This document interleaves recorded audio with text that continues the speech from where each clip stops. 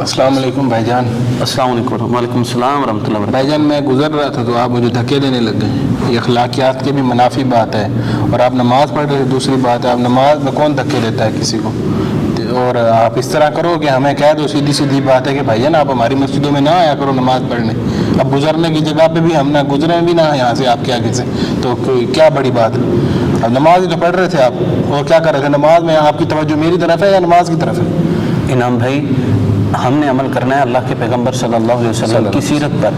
تو آپ صلی اللہ علیہ وآلہ وسلم نے فرمایا کہ جب نمازی کے آگے سے کوئی شخص گزرنے لگے تو اس کو ایک دفعہ روکے, اگر پھر نہ رکے تو پھر روکے, اگر تیسری مرتبہ بھی نہ رکے تو پھر اس کو سختی کے ساتھ روکے. وہ آپ نے فرمایا کہ قتال کے لفظ ہیں کہ اس سے لڑے جھگڑے اس سے, تو یہ آپ صلی اللہ علیہ وسلم نے فرمایا. تو آپ نے فرمایا کہ یہ شیطان ہے جو یہ کام کرواتا ہے, تو وہ شخص شیطان ہوتا ہے جو اس طرح کرتا ہے. تو اس طرح نہیں کرنا چاہیے, نمازی کے آگے سے نہیں گزرنا چاہیے. سترہ پڑا تھا سامنے, آپ سامنے سے گزر جاتے, آگے سے سترہ تو موجود تھا, یا آپ پیچھے سے گزر جاتے. نمازی کے آگے سے آپ نے لازمی گزرنا تھا. تو یہ اسے تو میں نے دیکھا نہیں, میری نظر نہیں پڑی. آپ کی بات بالکل ٹھیک ہے, میری غلطی ہے, مجھے اپنی غلطی کا مداوع ہے اور میں اپنی غلطی کی اصلاح کرتا ہوں. میری بات یہ ہے کہ مجھے آگے سے گزرنا چاہیے تھا, آپ کے آگے سے نہیں گزرنا چاہیے تھا. اللہ تعالیٰ آپ کو جزائے خیر دے, آپ نے ہماری اصلاح کر دی.